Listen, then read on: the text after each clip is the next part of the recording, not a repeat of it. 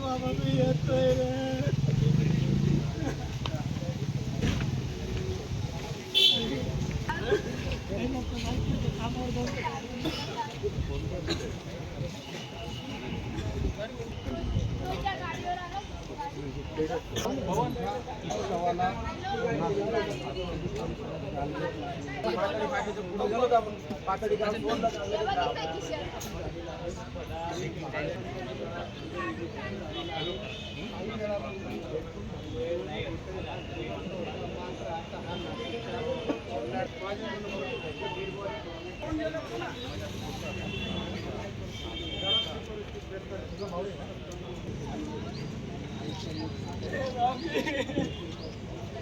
आम्ही कोणाची मस्ती करायची आता? माऊली एका फोनवरती ताई मी येतो तू थांब ना कुठे घेऊन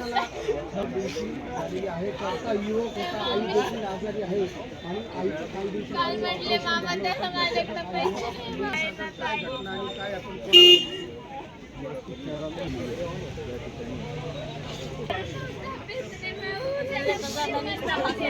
सांगणार नवलान मांजामुळे खरं तर युवकाचा दुर्दैवी असा मृत्यू झालेला आहे. नवलान मांजामुळे नाशिकमध्ये काय आपलं आव्हान आहे? नाशिक शहरामध्ये रोज एक घटना, रोज दोन घटना अशा घडत चालल्यात. एक 7 ते 8 घटना झाल्यात. एक अक्षरशः नाही एक 8 दिवसापूर्वी एकाच्या गळ्याला मांजा लागला, 75-76 टाके पडले, तो जखमी आहे. एक महिला जखमी आहे. कुठे याच्यामध्ये प्रतिबंधक आहे? बाबा मी येतोय रे.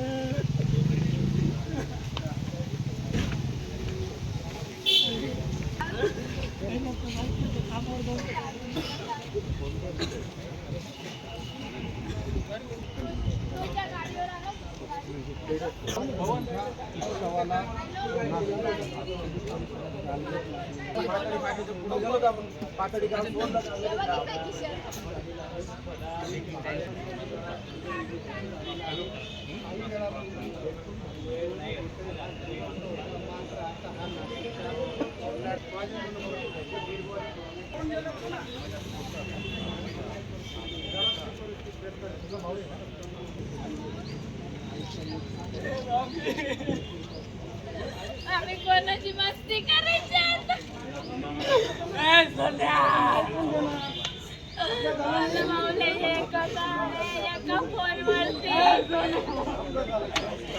ताई मी येतो तू थांब ना कुठे घेऊन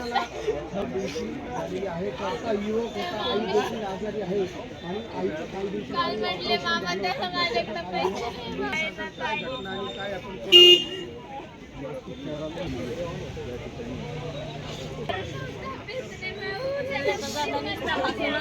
बघा, गुजरातवरून कामाला होता तो. गुजरातवरून कामाला येतो, त्या आईला भेटायला संक्रांतीला येत होता तर गाडीवर.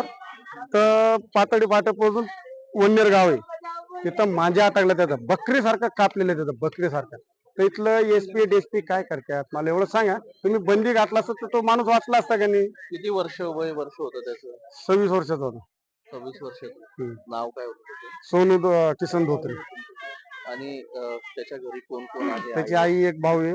आई थोडा आजारी, आईलाच बघायला आला तो.